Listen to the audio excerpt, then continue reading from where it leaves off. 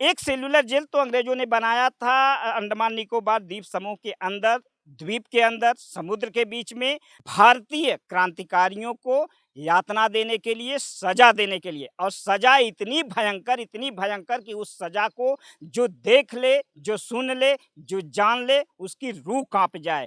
तो जो cellular jail बनाया गया था उसमें क्रांतिकारियों को किस प्रकार से कष्ट, पीड़ा, यातना दी जाती थी, वो हिंदुस्तानियों को दिखाया जा सके, हिंदुस्तानियों को महसूस कराया जा सके। हिंदुस्तान में, भारत में, मेरठ में क्रांतिकारी स्थल पे क्रांति गुरु श्री चंद्र मोहन जी की प्रेरणा से हूबहूब उसी सेल्युलर जेल का यहाँ पे एक दृश्य बनाया गया है हमारे सामने, जो आप देख रहे हैं। ये वही सेल्युलर जेल का हूबहूब नज़ारा है जो सेल्युलर जेल अंडमान निकोबार द्वीप समूह के अंदर बनाया गया था भारतीय क्रांतिकारियों को यातना देने के लिए, सजा देने के लिए। तो आज हम आप लोगों को दिखाने जा रहे हैं।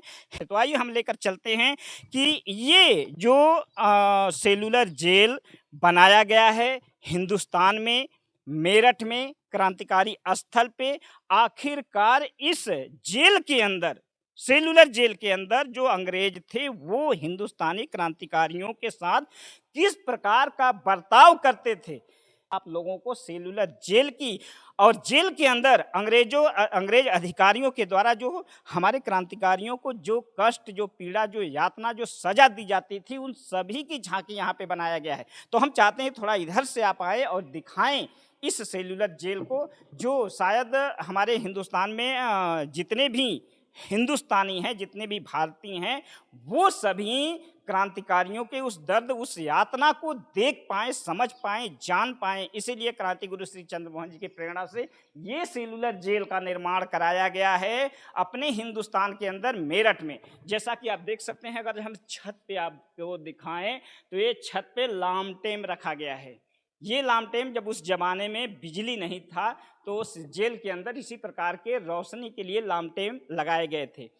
तो चलिए हम शुरू करते हैं। जेल के अंदर जिस प्रकार से हमारे क्रांतिकारियों को सजा दी जाती थी, अंग्रेजों के द्वारा हमारे क्रांतिकारियों के साथ क्या बर्ताव किया जाता था जेल के अंदर, ये जो आप देख रहे हैं ये भगत सिंह हैं।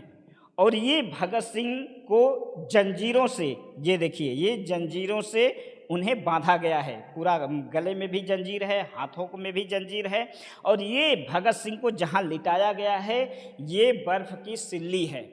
सोचिए, जाड़े का महीना, जनवरी का महीना था। जनवरी के महीने पे हमारे क्रांतिकारियों को, भगत सिंह को बर्फ़ की सिल्ली पे लेटाकर, जंजीरों से उन्हें बांधकर, और ये इधर देखिए, ये अंग्रेज है, अंग्रेज के हाथ में ये सोटा है।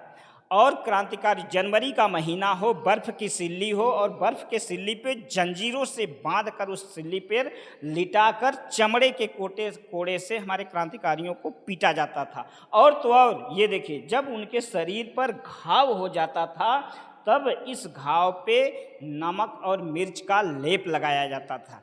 सोचिए दोस्तों, अगर बर्फ़ की सिल्ली, जाड़े का महीना, और जाड़े के महीने में बर्फ़ की सिल्ली पे लेटाकर चमड़े के कोड़े से पीटना, और पीटने के बाद घाव हो जाने पे उस घाव पे नमक और मिर्च का लेप लगाना, कल्पना नहीं कर सकते कि कितनी पीड़ा हुई होगी हमारे क्रांतिकारियों को। अब ये देखिए, ये अधिकारी अंग्रेज अधिकारी है जिसके हाथ में डंडा है, जिसके इशारों पर वो अंग्रेज अधिकारी कोड़े से पीट रहा है। और इधर देखिए, एक व्यक्ति अगर जब पीटते पीटते थक जाता था तब वो क्या करता था, इधर कोने में ये अलाव है, ये कोयला है, एक कोने में बाकायदे आग जली रहती थी, और जो मारते मारते थक जाता था वो आकर अपनी हाथों को सेकता था, हाथ में यहाँ, ताकि वो दोबारा मार सके। जब एक व्यक्ति थक जाता था तो दोबारा जाता था, दोबारा उसको छुड़ाता था। वो बारी बारी से इस प्रकार से क्रांतिकारियों को पीटते थे जेल के अंदर। तो इस प्रकार की कष्ट, इस प्रकार की यातना, इस प्रकार की पीड़ा